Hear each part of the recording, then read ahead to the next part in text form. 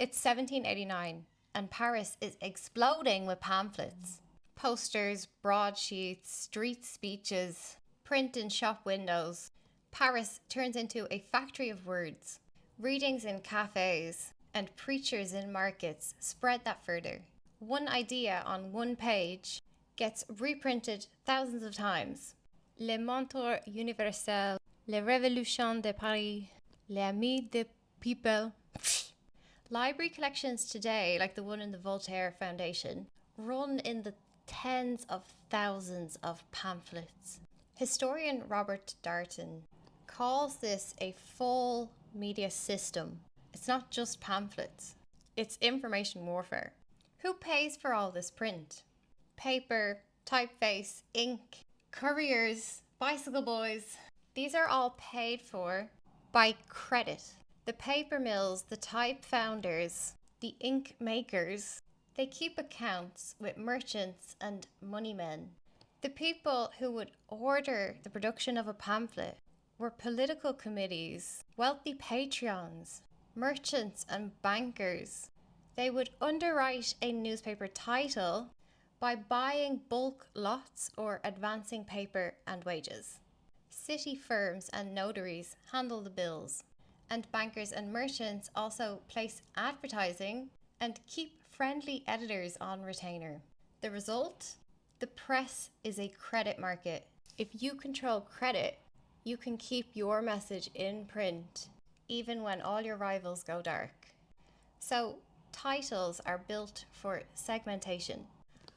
One kind of broadside newspaper that would target street readers, and different club papers for militants.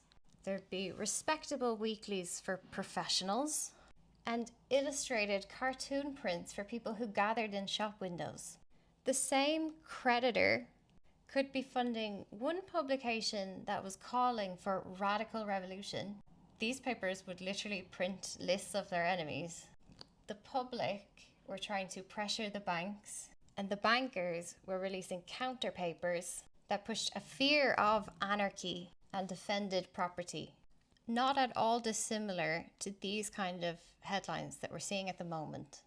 How the press steers money is that once you have the population divided into different reader groups, you can predict what way they will move in reaction to certain news.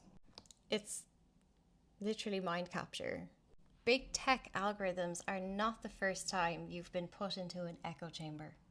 So, news hits at breakfast, and by noon, prices in the Paris money market have shifted.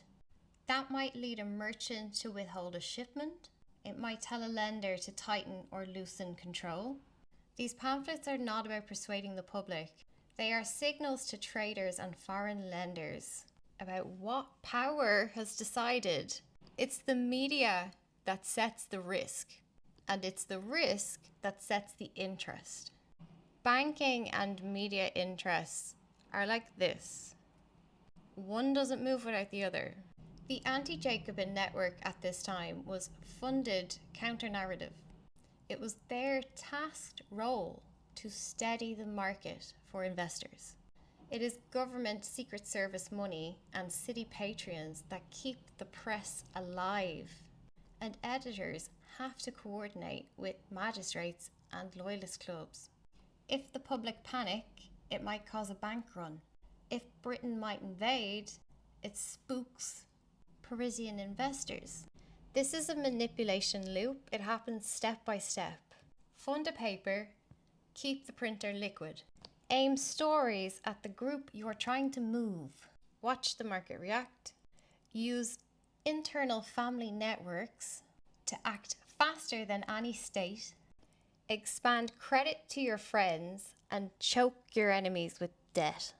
Repeat this loop until you have successfully bended government policy.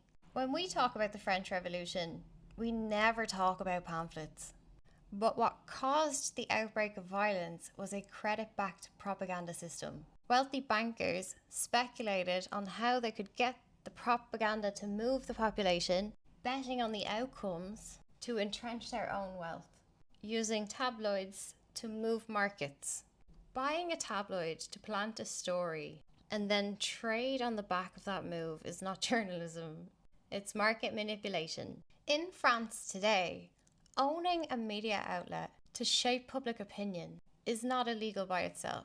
It only becomes illegal if it can be proven that you've used that media to spread false information. The legal manipulation here is happening in the gap in French law between press freedom rules and market abuse rules. This is that silo effect, not looking at the law as a whole, but segmenting it. So media law can only do so much. And then market law is a different thing. And it's very difficult to build court cases that address this gap. This is about France. It could be any European country, and it's arguably worse in other Western areas.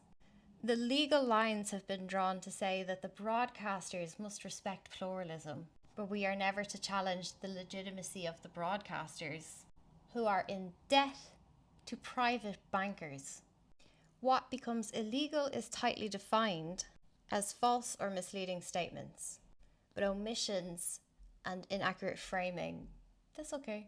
Just don't slander a politician. So word choice, headline placement, segmenting of the audience to divide and conquer the populace, that's all very legal under EU law. You're fine to be a French billionaire and own 10 media outlets, all putting different stories out there. All of them designed to divide and conquer the population and reinforce and metastasize your wealth. Perfectly legal. So if you can publish a slanted but factually defensive market view, or if you want to publish cherry-picked commentary or baseless, sourceless opinion pieces, that's fine. To close these kinds of ridiculous legacy legal gaps, there needs to be an extension of conflict of interest and funding disclosures. We require media concentration thresholds and beneficial ownership transparency. It is amazing that there are no accuracy or correction duties for print that are even remotely comparable to the French audio-visual honesty rules, which don't go far enough but have some ability to limit what people can broadcast on national television. But the fact that newspaper owners and publishers and donors who have deep, dark ties to French colonialism are able to use the media to influence the population without any accountability to honesty means that the manipulation of media is lawful by design.